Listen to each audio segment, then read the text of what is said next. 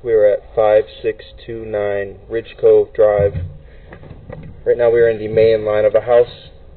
What you see in front of you is the 90 going up into the vent stack in the back of the house.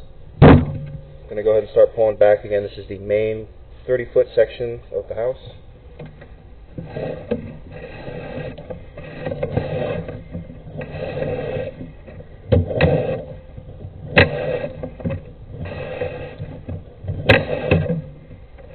Here we have the kitchen tie-in.